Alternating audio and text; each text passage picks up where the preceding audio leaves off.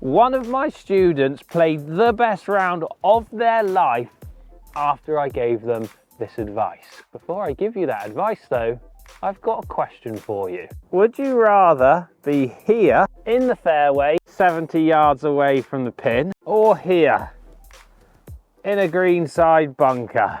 Now, obviously, I'm expecting loads of different answers because you're all different abilities and your skills from the fairway 70 yards away compared to bunkers might be different also. But let me know in the comments down below, which would you prefer? Take a look at these stats from the guys at ShotScope. These blew my head off, like jaw dropped, and then my head literally fell completely off. Here you have the handicaps down the left-hand side, you've got the shots to finish from a greenside bunker, and then you've got the distance from the fairway for the same amount of shots to finish. So a scratch handicap, if they hit it in a greenside bunker, so this is 50 yards and in, they will get down in 2.86 shots. If they're in the fairway, they can be 80 yards away to finish in the same amount of shots. And then if we go down to a 25 handicapper, if they hit it in a greenside bunker, so 50 yards and in again, they'll take 3.61 shots on average to finish from that spot. And a 25 handicapper can be up to 60 yards away in the fairway to finish in the same amount of shots. So approach play, guys, please do everything you can to miss a greenside bunker. So for anyone that said they'd rather be in this greenside bunker, I'm hoping that you got a good short game, because as well, look at these stats from ShotScope as well. Percentage of time there are 2 or more attempts to get out of a bunker, and now you would expect a low handicapper to get out of a bunker most times, but they still leave it in there 3% of the time. You go up to a 10 handicap, you guys trying to break 80. You're hitting 2 shots in a bunker 17% of the time. And then if you go up to a 25 handicap, you're nearly 50% chance of having 2 shots in a bunker 45% of the time. Like, that is crazy. Approach play, break 80. Let's help you out a bit more. Before we get into the tips, if you're new to the channel, welcome. If you're not subscribed already, hit that big red subscribe button. Also, if you're enjoying the content, hit that thumbs up, and don't forget to turn that bell notification on so you don't miss any of my new videos. I'm on the 17th here at Honiton, and I've put myself 150 yards to the middle of the green. I've got 2 bunkers greenside, one on the left, one on the right. That would probably be an 8 or a 9 iron for me, but it's uphill, it's into wind. That's probably adding 10 yards at least onto this shot. 10 yards more, I'm now thinking maybe it's a 7. I look at my watch again, I got 167 to the back. 167 uphill and into the wind. I'm now at like 175, 180. I'm now thinking a good 6, maybe even a soft 5. And if we look at the GPS as well, it's saying 146 to carry the bunker and 149 to carry the bunker. If you're going to try and avoid these, you need to know those numbers. We need to keep you out of these bunkers. So I'm going to do everything I can to get to the back of this green, even go slightly long, and make sure that I get past those bunkers. Now, I know that everyone's not even going to be able to hit it 150 yards, 175 yards. So you might need to think slightly different. Laying up short of the green or hitting a club as close to those bunkers as you can without going in them, the answer to you lowering your scores. Because I promise you as well, even in the rough around the green, you'll over time have lower amount of shots to finish your hole than going in that bunker. Do everything you can to miss them. So I'm fairly confident in my strike, so I'm going to hit my 6 iron this morning, even though it's pretty cold and I've got 4 layers on as well. The sun is trying to come out though.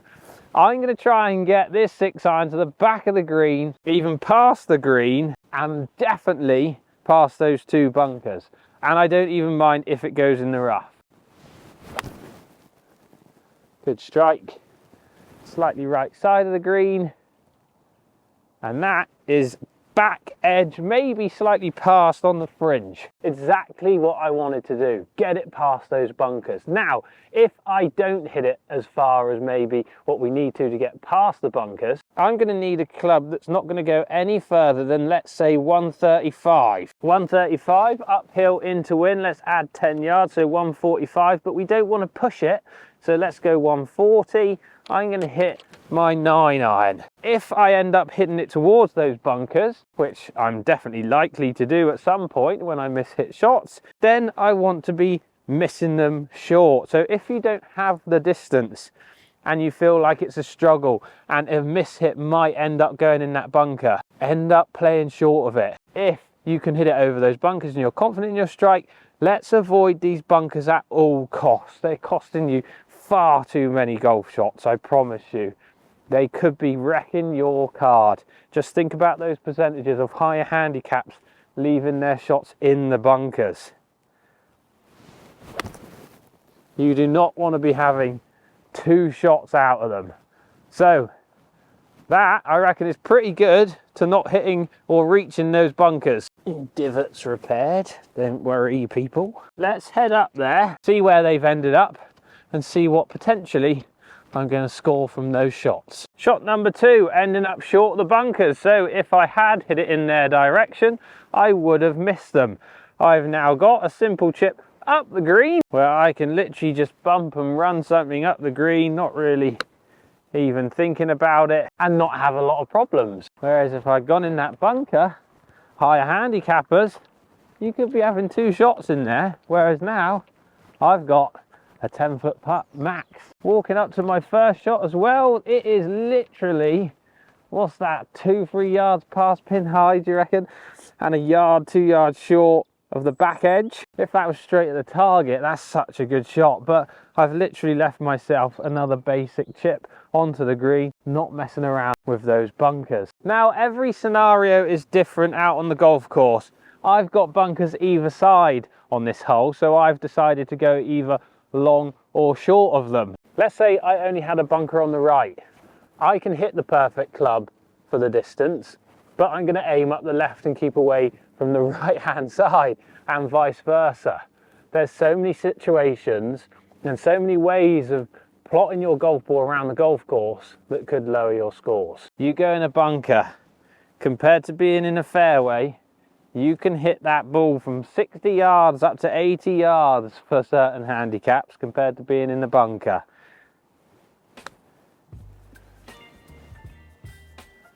Stop. Oh, look at that turn. Wow-wee. These stats blew my head off from ShotScope, and I reckon they will for you too. Take a look at those stats again for your handicap range. Are you confident that you can get out of bunkers if you are to go in them? Is this bit of advice of trying to miss them at all costs going to help you lower your scores? Unlucky. But I'll take that from there, because that's 3, whereas a 25 handicap, what was it, 3.6 something on average if you go in a bunker.